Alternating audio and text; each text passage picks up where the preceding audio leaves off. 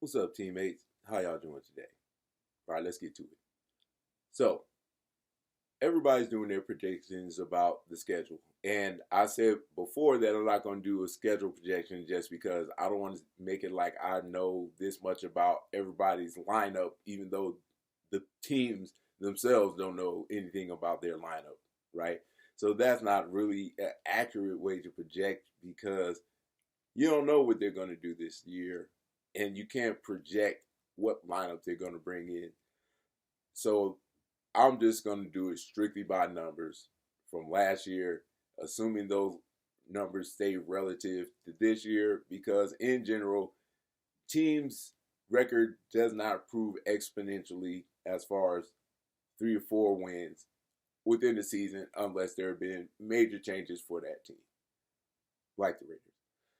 But we'll get into that later. What we are getting into right now is that the records should be stable for our opponents. And the records of the opponents that we played last year are the wins that I see. We have 7 opponents that played under 500 ball, and we have 3 opponents that played just over 500 ball. One game over 500. And us as the Raiders, we ended at 1 game below 500. So we're within 2 wins of beating all of these teams, as far as our record goes, right? If those are teams would win 500 or more, and we're just barely under a 500 team, we can improve the 2 games that it would take to take us 1 game over 500. Because if you look at what we did last season with Antonio Pierce as our head coach in going 5-4, well, then that projects out to a 10-7 season, or maybe even at worst 9-8 season, which is 1 game above 500, which is the same record we would have of those other teams that we would need to beat, that we should beat according to record to get a double-digit win. And have we done that improving is the question. Well, let's look at the improvements we've made. Start with the offensive improvements. We've improved our tight end room. Got one of the best offensive players coming out of the draft. We improved our offensive line. We got what many people consider a top 10 offensive lineman in the draft. And we also, as another major change, picked up our defensive tackle in Wilkins. So we've made both sides of our of the ball better, our offense and defense exponentially better just by those improvements.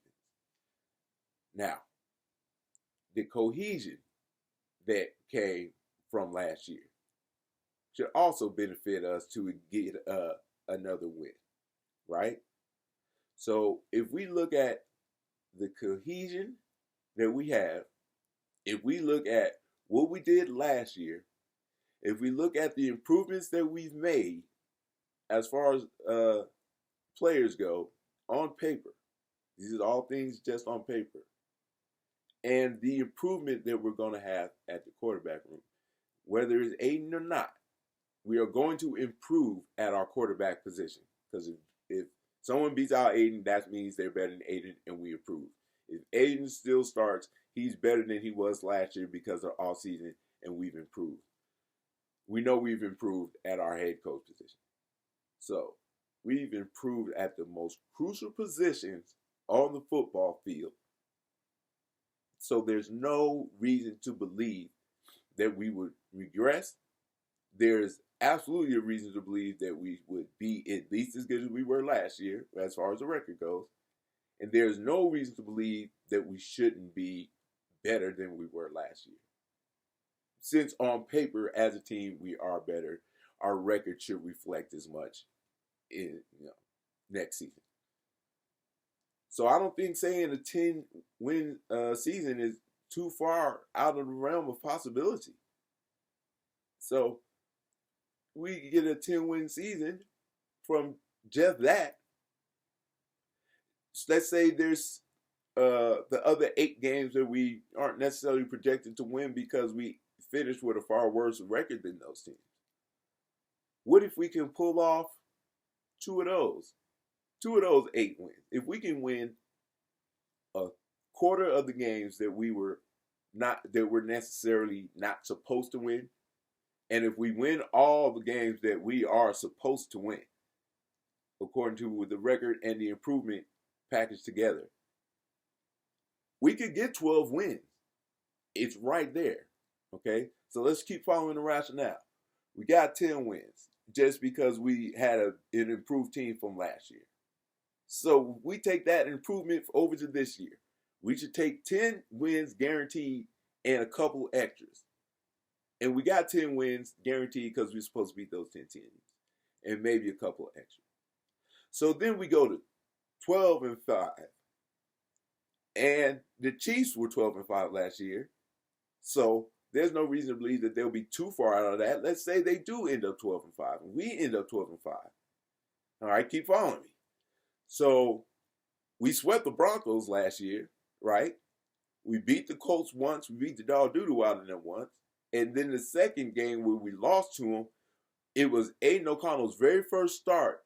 And the only reason we lost is because he threw an interception on the goal line, the very last play of the game, which we know Josh McDaniels set him up to do that so he would fail. Believe it if you don't believe it. But I believe it. And anybody who knows anything now at this point believes it. It's pretty much common knowledge, actually. So, 2 wins against the Broncos. We'll take that win that loss away that we got from McDoofus and say we would have won that game. Okay? We split with the Chiefs. Okay? So, because we did that last year. So let's say ideal situation comes up for this next season. We can get 12 wins. I've discussed that. That's not out of the realm of possibility. We can go 5-1 in league. It's not out of the realm of possibility. We almost did it last year. The Chiefs can stumble against one of the teams in our league. And the Chiefs can end up with the same record they had last year. I believe it was 12-5. So, if all the things that can happen, okay, because these aren't way out of the realm of possibilities, right? A 4-game swing for us is not out of the realm of possibility. We've discussed it. Sweeping the teams that we swept last year in the league is not impossible. In our league is not impossible. We almost did it last year. The Chiefs having a 12-5 record is not impossible because that's what they did last year. So all these improbabilities become possibilities. What if they become actualities? And then we win the AFC West and we make the playoffs guaranteed. What a surprise that would be. And how possible is it? Okay? Just look at the records and look at the paper and throw everything else as far as what the outside NFL wants to project onto us as far as our abilities and what the Raiders can do and how many wins we're supposed to have according to the outside world. Okay? We got a chance this year to do this, okay? Let's not think about fandom. Like, you know what I mean, as a fan saying dumb stuff. This is not fandom. This is research, man. These are the numbers. This is the actuality of the situation. The probabilities are there, and they're not small. We could make the playoffs guaranteed and win the AFC West, people. Listen to what I'm saying. This is not an official guru prediction where I guarantee I'm going to be right as far as, you know, like I felt about the draft. But I'm sizzling on this one. I'm feeling really good about this, man. And I feel like 12 to 10 wins is extremely possible. And if I don't dream to the fullest,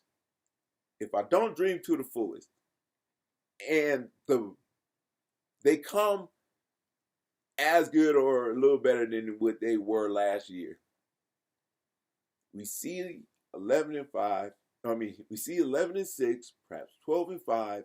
Even if we just go 11-6, we're still going to get to the playoffs on a wild card. So, officially, I'm saying right now, we're going to the playoffs. Period. Whether it's a wild card or we end up winning the division, like I said, we can. Like, there's no reason to believe we can't. Look at numbers, man. So, smile, people, and our chances get better the better Aiden O'Connell does, because he's going to be the starter. So wait for his improvement. And if he improves by leaps and bounds, our team will improve by leaps and bounds. And that added 4 wins is not impossible. Beating down on the Chargers, that second win, is not impossible. Splitting with the Chiefs again is not impossible. Going to the playoffs is not impossible, as in fact, it is probable. Just look at it. Okay, this ain't me. These ain't my guesstimations. These is what the numbers suggest. Comfortable about that. Don't listen to me. Just listen to what I saw and what I'm telling you. The numbers. Be comfortable with the numbers. The numbers say playoffs, baby. Let's do it. I hope you enjoyed this one. If not, I'll do better next time. Guru out. Damn it.